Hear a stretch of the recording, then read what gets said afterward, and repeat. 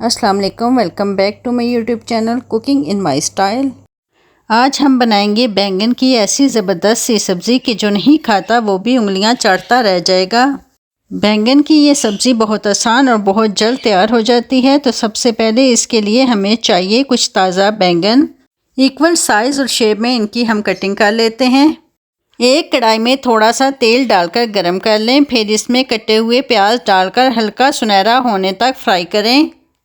जब प्याज लाइट सा गोल्डन होने लगे तो इसमें छोटे साइज़ में कटे हुए आलू डाल लें और इसे भी ऑयल में फ्राई करें।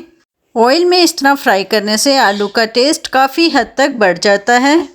इसके बाद इसमें 2 अदद मीडियम साइज़ के टमाटर शामिल करेंगे और इसकी भी हमने 1 मिनट मज़ीद कुकिंग करनी है।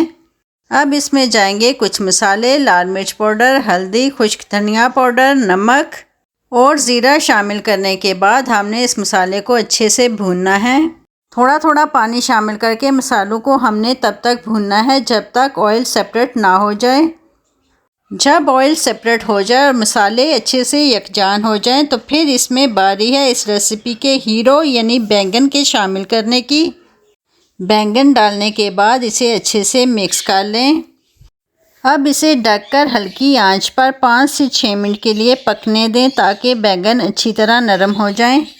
जब तक ये सब्ज़ी रेडी होती आप जल्दी से मेरी वीडियो को लाइक और चैनल को सब्सक्राइब कर दें और कमेंट्स में अपनी राय का इजहार भी करें कि आपको मेरी रेसिपी कैसी लगी।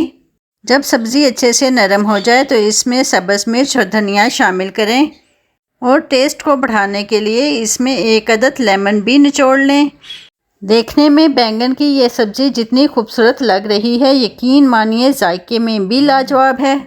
डिश आउट करने के बाद इसे गरम गरम रोटी या नान के साथ करें एंजॉय और मुझे दें इजाज़त। इंशाल्लाह आपसे फिर मिलूँगी किसी नई रेसिपी के साथ। अपना ख्याल रखिएगा। अल्लाह हाफिज़।